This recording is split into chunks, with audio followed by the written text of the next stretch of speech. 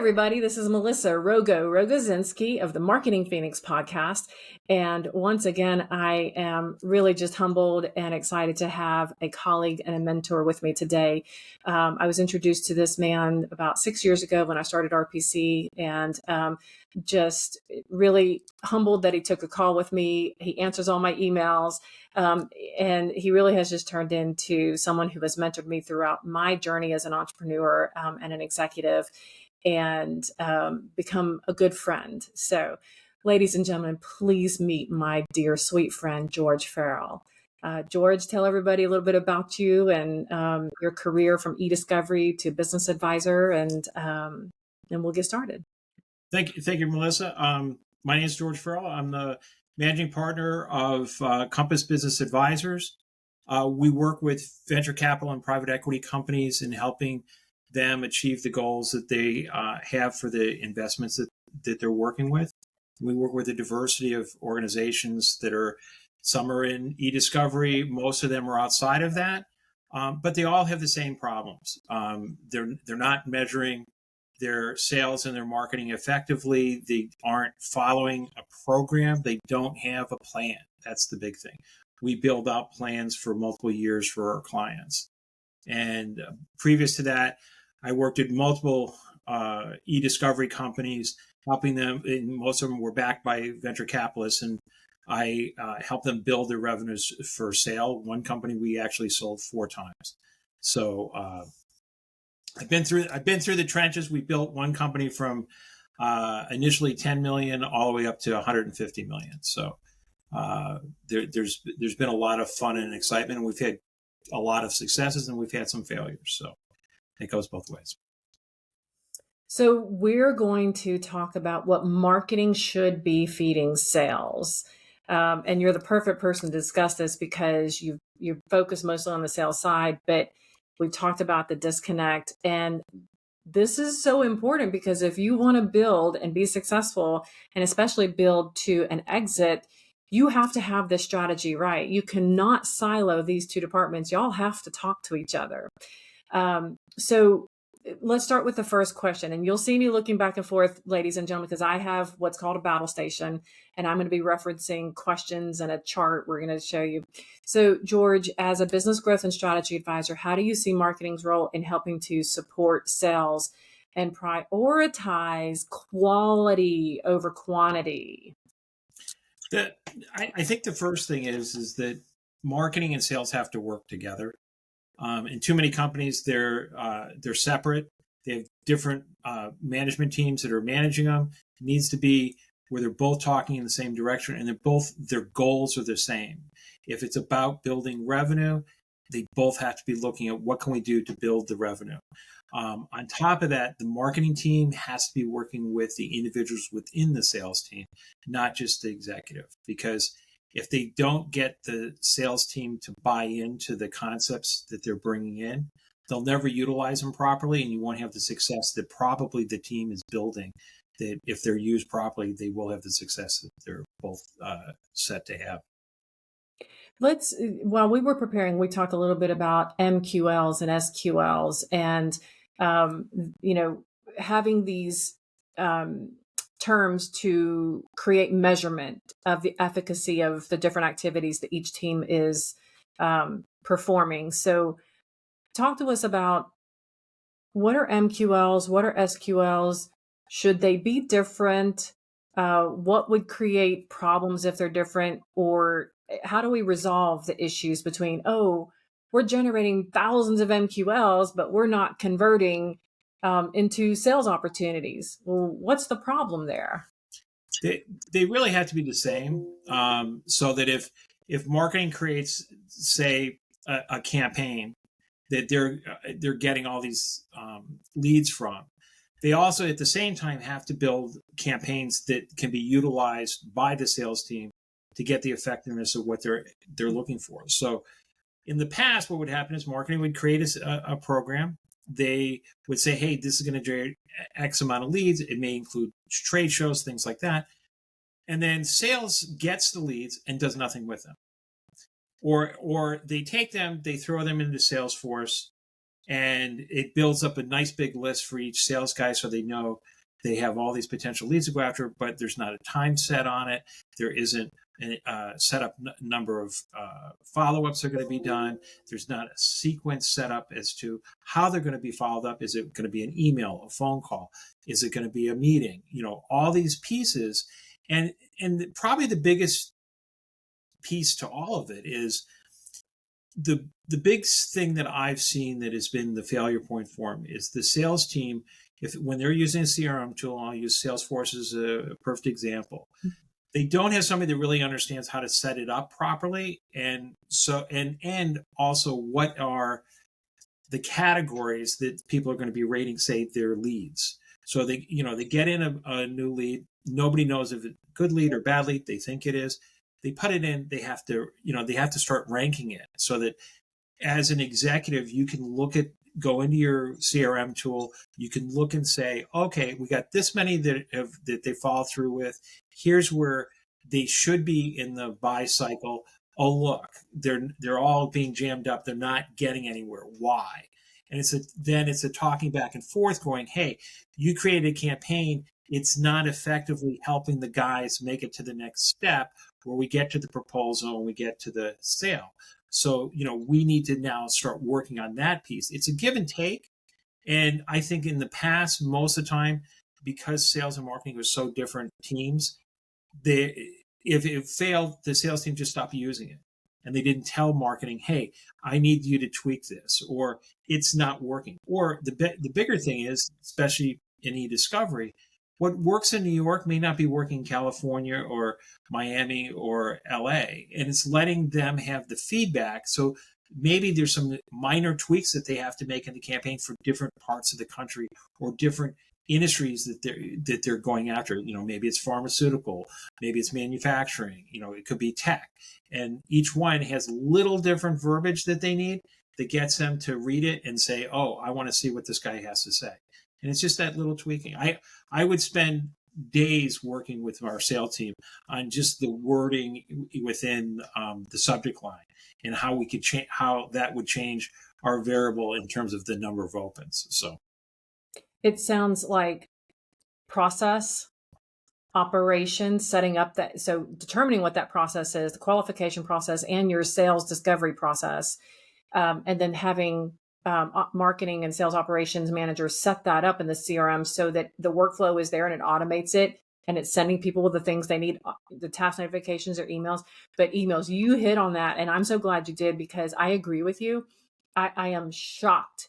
When I had the round table, and even since RPC, I was surprised that when this question would come up and we would start digging in, we would take a look at the sales emails, and a lot of them were just offensive and they were very bossy. Sales was demanding that their prospects take action and, tell me who you are. If you're not the right person, who's the right person? Schedule a meeting with me. Or if they didn't hear from them, I've seen some that said, well, it sounds like you're ignoring me and you're not interested. Like I was shocked.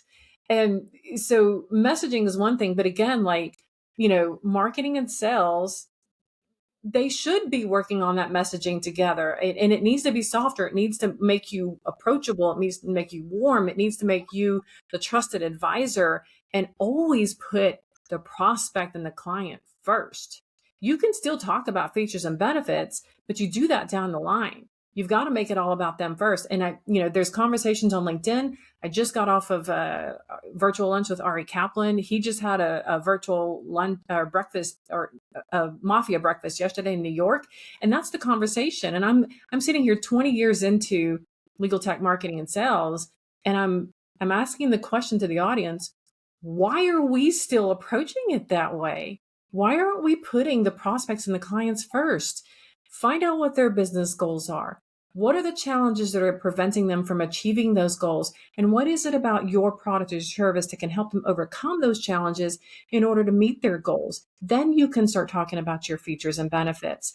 And if you follow that process, because we're talking about process, and then frame your marketing and your sales messaging around that, I think George would agree with me. You'll get far better conversion rates on setting appointments. And within those meetings, you'll get more deals. You can achieve a best in class close win rate. Yep. Well, you used the key word there, trusted advisor. Mm-hmm. Too many salespeople, when they start to follow up from leads that they get from marketing, to your point, they're asking for that meeting and they're not giving a reason why. Or one of the best things that I see a lot today is salespeople who call into a prospect, they have no relationship with them, and they either don't leave a message, which, okay, so they've seen your number a couple of times because you called, but you haven't reached them. Well, they're never going to pick up the phone because everybody has caller ID now. The second thing is they're not giving them a reason why they should talk to them. If you're going after a new client, you have to steal them from another company. So you need to show them that you're potentially a better organization to work with than the one they're currently working with. So you have to become a trusted advisor. So it's not talking about what you're going to sell them. It's talking about what you do for your other clients that makes you superior to the company that they're currently working with. All right. So since we're talking about messaging and marketing and sales coming together to create this, you have a post on your LinkedIn. You said success is about endurance and never giving up. How can marketing provide consistent, high quality sales enablement tools to help the sales team have endurance? Because especially in legal tech, we know this is a long game to try to get a deal, especially in tech. I think the key thing is marketing has to be working with sales in utilizing their CRM. So they need to see if they're not close. The old adage was you touch a person 8 to 12 times, and they'll become your client. That doesn't necessarily true anymore. It could take a lot longer. There's certain parts of legal tech that the sales cycle is 18 months or longer. So you have to touch them a lot of times before they're, and you're not going to get the first deal that you're talking to them about. It's maybe the second or the third one, but it's really sitting there and going, and this is very important, I think, for marketing and sales, is who are the clients that you want to have? There's tens of million people that you could maybe sell to, but who is it that fits within that ideal box that the company wants? And that's something that even goes as high as the key executives within the organization helping make that decision. We had, in one company I was at, we had a couple of clients that we originally built the company on that we lost money for years. We knew that, but that's how we were going to get in, and that's how we were going to build a relationship with companies that we could then go to other people in the same industries they're in and go, hey, we have them as our client, and because we're servicing them, we can also service you. And then over time, we did get it so that we were making money off them. But it's amazing the millions of dollars that we poured into those clients to get the company to where we wanted to have it. But you have to make that decision sometimes. Or if, depending on what your margins are, you need to decide, which class of client you want to have more in to hit the numbers that you're having. Because, it might be easier for you to get 20 clients at a 20% margin over 10 clients that are making a 40% margin, but you have to decide which is the easier one. How long does it take you to win these clients? That's the other thing. What's your return on it? I mean, I've seen some people will spend almost no money to obtain a client other than the salesperson's time. And other ones, they'll do whining and dining forever, and they have nothing in return, but they want that client. So it's a two working together, because you have to have some things that the marketing department does that are individual to a client or a group of clients, and not necessarily for all clients. So there was another quote you posted. Benjamin Franklin warned that a small leak will sink a great ship. And this is hitting on some of the things we've already talked about personas, operations, process, and the handoff. What are the, and then whining and dining, like you said, like, how is that sealing deals, right? But what are some of the small leaks that you see in sales and the sales and marketing handoff that sink revenue opportunities? I think the easiest thing is when you have clients rate a potential client for that turning into a sale. And say you have a rating of 1 to 5, and I've seen salespeople, they put everything as a 5. And and you look at it and you've had one phone conversation. What makes you think that that's a 5? And because of that, the way it's set up in Salesforce, it's generating a report for the executives that's saying that, say that's $100,000 in sales, that $100,000 is going to hit, and they're figuring quarterly and monthly and yearly projections based on that hitting, even though there's no basis that number's anywhere close to going to happen. And that's a big failure point for most organizations because again, marketing has their perception of it, and most of the people in marketing have never been in sales. Sales is listening to whoever told them that they have to enter the things in. Salespeople hate entering information into Salesforce or any CRM. And I don't know why, because to me, if you set up your CRM properly, it will tell you each day who you should be talking to. It makes it very easy, a lot easier for a salesperson, but most people don't look at it that way. And it on top of that, it'll let you look effectively and say, who do I need to get back to? And who do I need to get back to with a certain kind of message, because you have good notes in it and all that. And that's the other thing. A lot of people don't take good notes into their CRM tool, which is key. When I started working with Merrill Corporation 21 years ago, well, it was Legal Inc. And I think we were using a CRM called Goldmine. And when we got acquired by Merrill, we started using Salesforce. So that's where I cut my teeth. And they told me to use it. They taught me how to, and it didn't occur to me not to. But I had been a paralegal before then, so that's probably where my mentality came from. I was trained on keeping up with every single piece of information that I had in litigation, and that transferred into using the CRM in my sales tool. And so by keeping up with it, it was just very natural to me. When I had appointments or when I needed to set or when I needed to prepare, I could pull up a lead record and I could see everything I needed to know. And if there were gaps where I needed to fill in some research because I had been moving it through the sales discovery process, and now we were talking about specific cases, specific needs, I had everything. It just didn't occur to me to not have that. And so, like you're saying, like as I have, done ESI Roundtable and RPC strategies and helped set up other CRMs and process and workflow, I assumed everybody else had been trained the way I was and they were using the tools that we were supposed to. And again, was surprised to see that they weren't. And some of the gaps, that we've talked about, stories, or I just assumed it was being done. And then once I get in, it's easy for me to see where the holes are, and then to help create a solution to seal the holes so they can be more effective. Yeah. When you talk about use the keyword they're training, most companies don't have very little training today.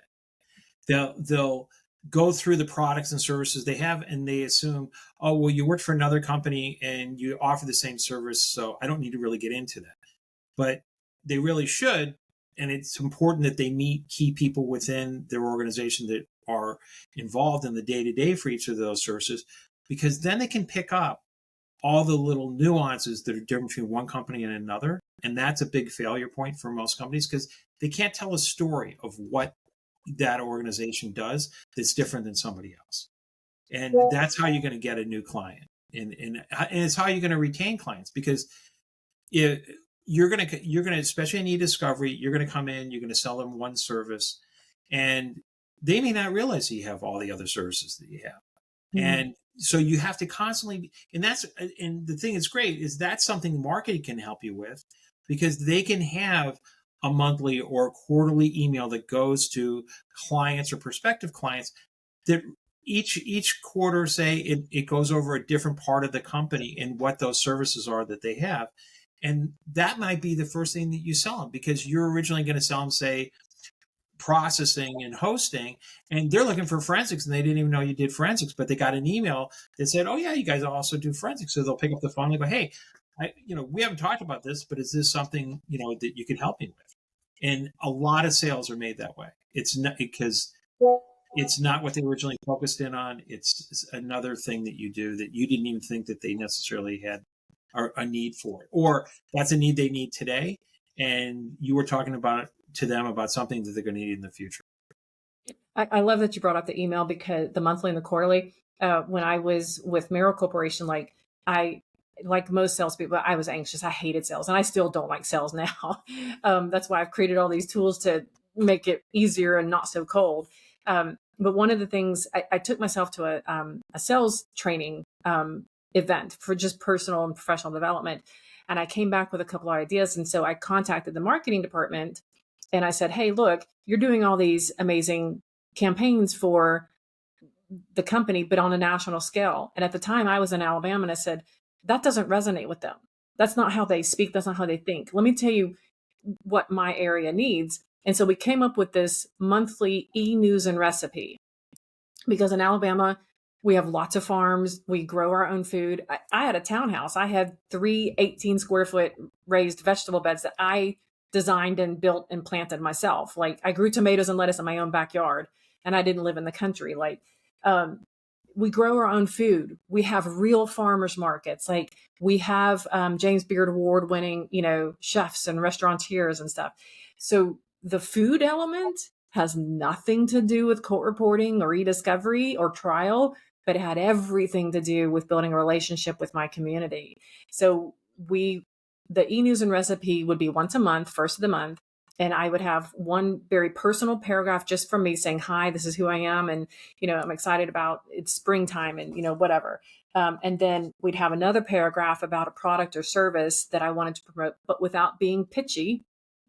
And then at the bottom, I would have the recipe. So they'd have to go, they were expecting it because the subject line was the same every time.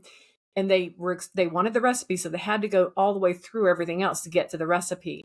And that's how I built relationships and stickiness, and promoted what I needed to sell, but without being pitchy, and doing it in a way that opened up doors and allowed them to let me help them meet their needs. Yep. Okay, so we're talking about marketing. Let's move into the next question then. So you have transitioned in your career from building e-discovery companies, you've worked at them, you've built your own, you've sold, and now you're a business advisor advising other business, e-discovery and otherwise, on what it takes to build, to set themselves up for exit, whether it's an M&A, whether it's new funding, new round of financing, whatever. So how does marketing impact? What does the company need to know about their own valuation and where they're going? And how does marketing contribute to setting that growth potential?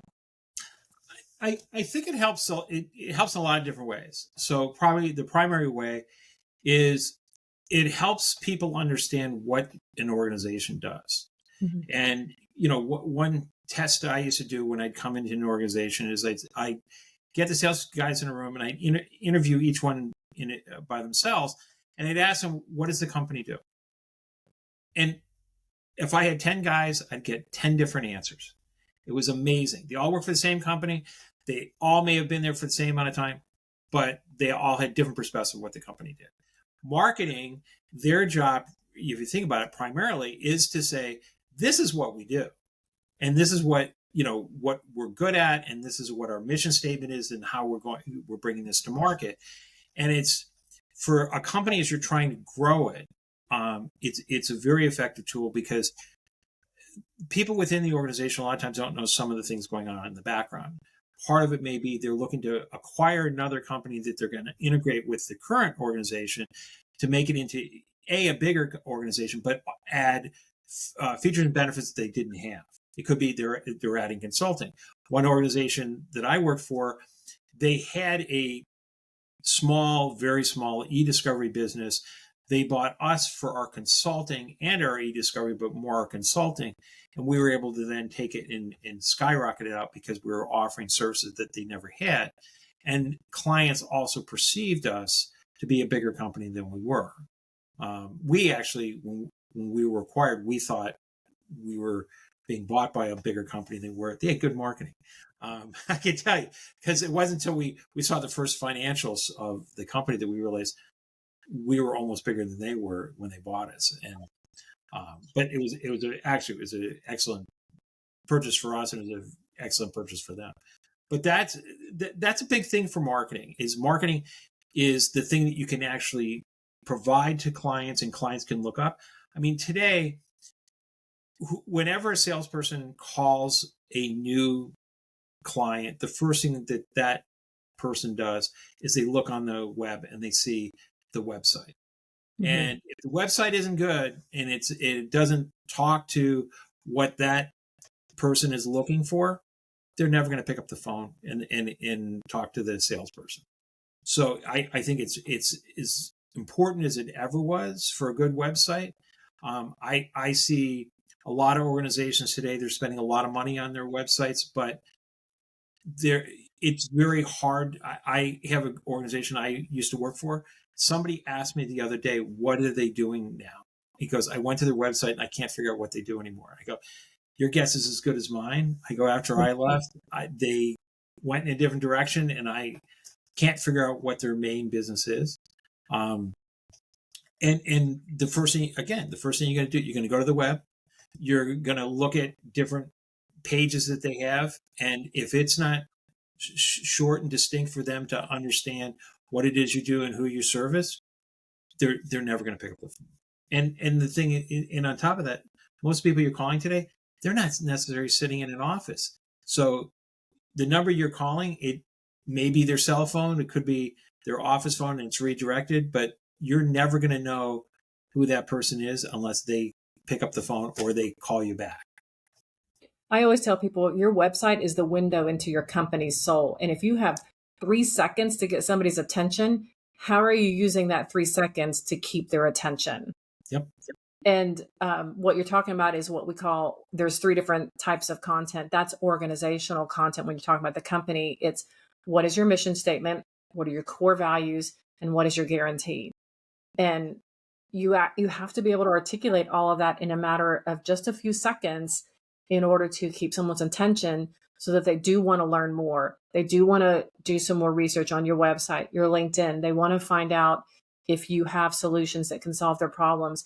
And there's a statistic that at this point now, because of technology, buyers and prospects are doing 70 to 80% of their own research before they ever take a sales call or a demo or a meeting. And you've got to be able to provide them that kind of information. Yep. Let's jump into the model that we were talking about before we prepared, because I prepared questions based on, your experience and whatever, but you brought up the model. You'd seen it out there on LinkedIn. So let me bring that up and let's talk to the audience about this. Let's see. Okay. So this is the sales-driven marketing model that we developed over here at RPC Strategies. And there's a newsletter. I just put a newsletter out yesterday that explained it. I've been putting some posts out to promote it. But I had a client and a prospect both come to me, and there was a gap in what they thought was a lead generation problem. One had a lead generation problem, or thought they did, and one thought they had a MQL to SQL conversion problem. And I was looking at graphics and tools to try to, use this to let me show this to the client and prospect and explain it and help them use this graphic to tell me their story. I thought I knew what the problem was, but I thought if I can get them to tell me their story and identify their own problem and solution, then we can work together to fix that, right? But what I discovered were that globally recognized industry standard go-to-market frameworks and marketing and sales funnels, although they're critical, they're strategic, they're very important, they don't actually tell the whole story. And what I realized was missing was marketing operations. We just talked about that. Marketing operations, process, sales enablement, what we call lead management, not just lead generation, but lead management, lead recycling. And so I went to my senior designer and I told him my idea and I said, can you help me put this together? So we worked on this, we put something together, pitched it to the team. I had the client, the prospect, and a couple other industry colleagues look at it.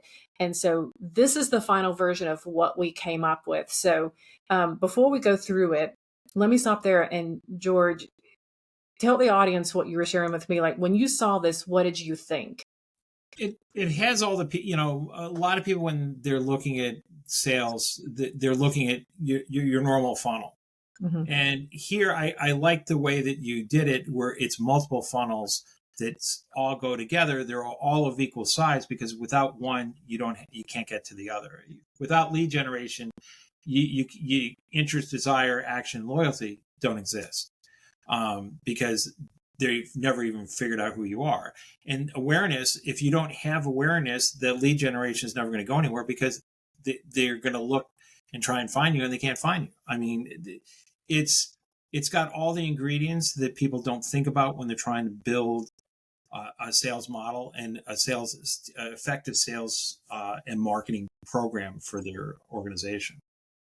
Yeah, and the big thing was, and thank you for sharing that. The big thing was the marketing operations piece. It's like, here's all of the pieces. So from left to right, you have the 6 growth marketing pillars: marketing operations, brand awareness, thought leadership, demand gen, lead management, and sales enablement. But also why? Why are those the pillars, and what do you need them, right?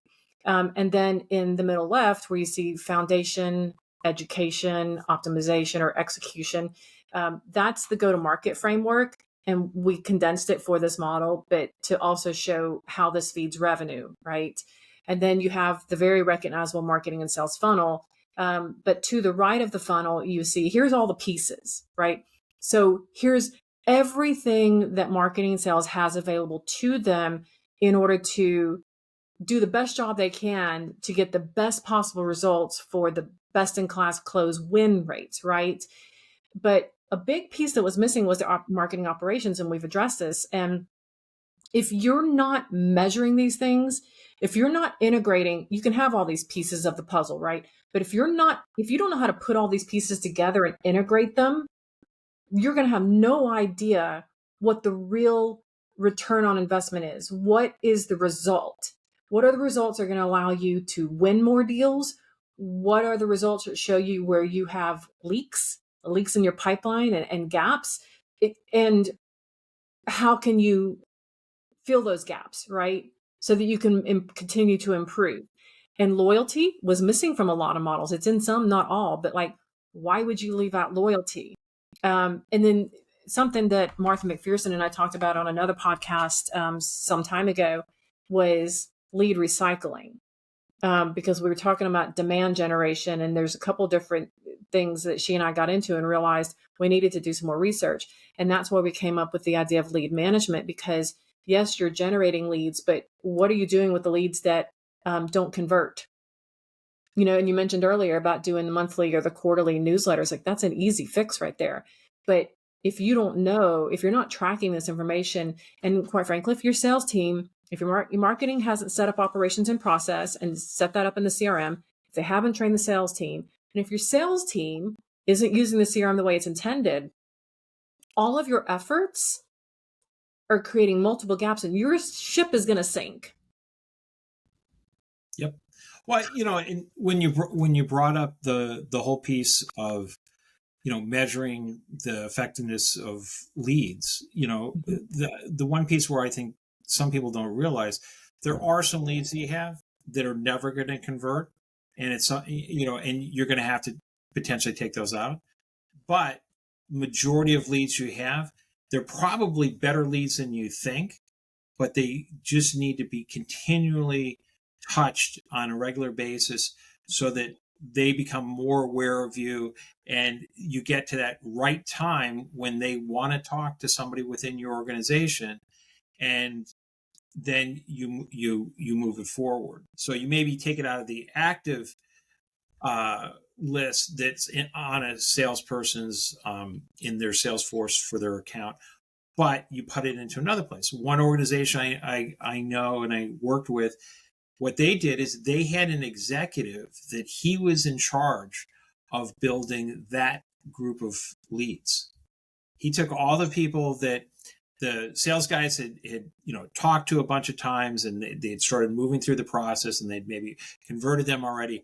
And he took the ones that were, I'll call it the iffies, and he would spend his energy and time on those, and he had a pretty high conversion rate. because he was looking at them as totally different. He wasn't compensated the same way. So he wasn't looking at that, I got to make my numbers this month or I'm going to get fired. He was all about, I think I can convert these. And he had made some of them into some pretty large accounts for the company.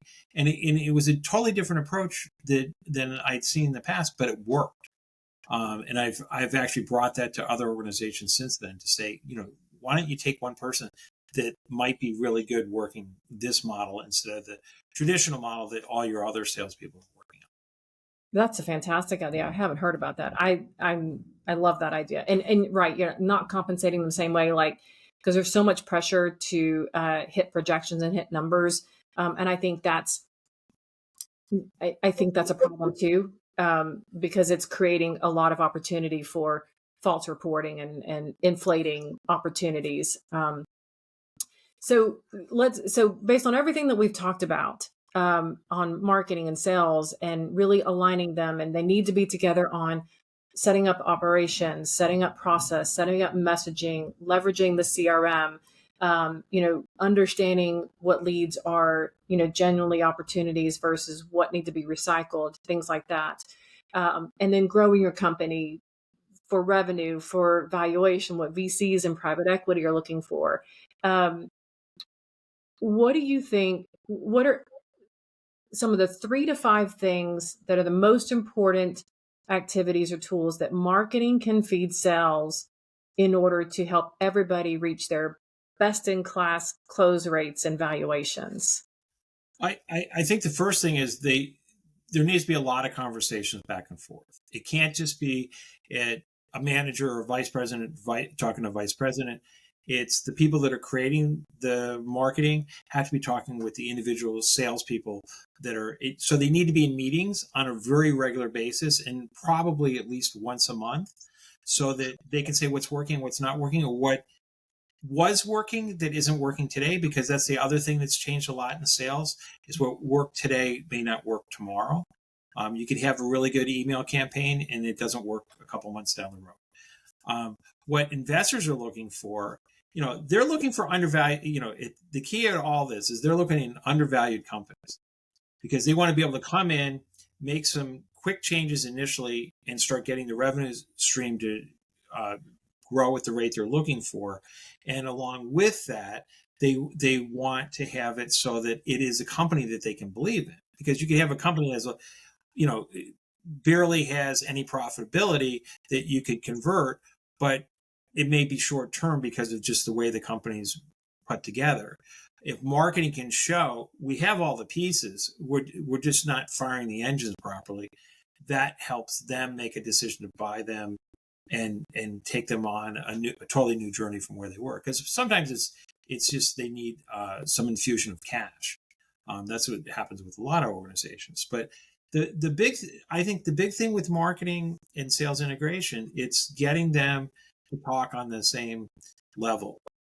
It's too many times I've seen sales teams, they don't get along with marketing, or they don't think the big thing is they don't think marketing is helping them. And they need to see that they need marketing and the marketing needs sales. Because if you start compensating marketing for the effectiveness of the campaigns and the products and the products that they create, that would change totally, I think, the way that they would have conversations with the sales team, because now if it succeeds, they both win. If it doesn't succeed, they both fail.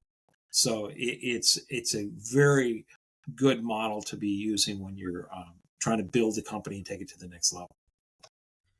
I think marketing being invited to sit in on sales meetings and probably client success too would really give them some better insight as well. Yeah, we would do with our key clients, we do quarterly reviews and what we would do is one quarter we'd go to the client, another quarter the client would come to us. The quarters where the client came in, we would have 1 or 2 people from our marketing team sit in on some of the meetings, because usually they were like 2 days long. And so then they would get a better understanding of who are the key people that we're selling to, who are our most successful clients. But on top of that, they could see what draws the different companies from the different industries that we're working with. In e-discovery, you're working with law firms, you're working with tech companies, you're working with manufacturing companies, you're working really with a lot of different organizations, and especially today because, back when I started, you pretty much worked with, law firms, and then it went from law firms to the corporations directly because they wanted to reduce their costs, so they would do the deal. Well, that's fine, but each company is a little different. It's a different nuance on how you work with them. Working with attorneys sometimes is never very easy when you're, especially as you start working with more with partners and less with the associates or the elite support groups. So as we tie this up, what is your best advice to legal tech companies that are trying to grow and scale and really reach that place of the kind of valuation that they really want from investors? What do investors really want? How do we need to tie these pieces together? I think they need to have a shared plan. So, one of the things that happens in any organization, the key executives, they come up with a plan, they show it to their investors. If they're a public company, they talk about it at their quarterly reviews. But the problem is they don't bring that down to the people that are doing the work. So if your salespeople know that our end goal is we're going to grow our sales by 20%, say this year, they need to know what the number is that the company's looking for. They need to know what do they need to do to hit that number. What's their responsibility for doing that? I think it's in marketing, it's the same thing. They need to understand that the company can't succeed if they don't do their job. And it's not about just throw it over to sales and sales will work with it and they'll get beaten up at the end of the year if they don't hit the number. No, everybody will get beaten up because you look at organizations like, I forget, there was one company today that announced that they're laying off like 9,000 people. Mm-hmm. Well, a lot of people have gotten laid off in a lot of different companies because a group within the organization wasn't moving effectively. And a lot of times it's not that they couldn't have done it, it's that they weren't going in the right direction and they weren't shifting the way you have to. Since COVID, I would have to say companies are shifting more and more than they ever did. It used to be, maybe once or twice a year, they'd start going in a different direction or they try and hit their goals a different way. Now it's almost a month-to-month thing.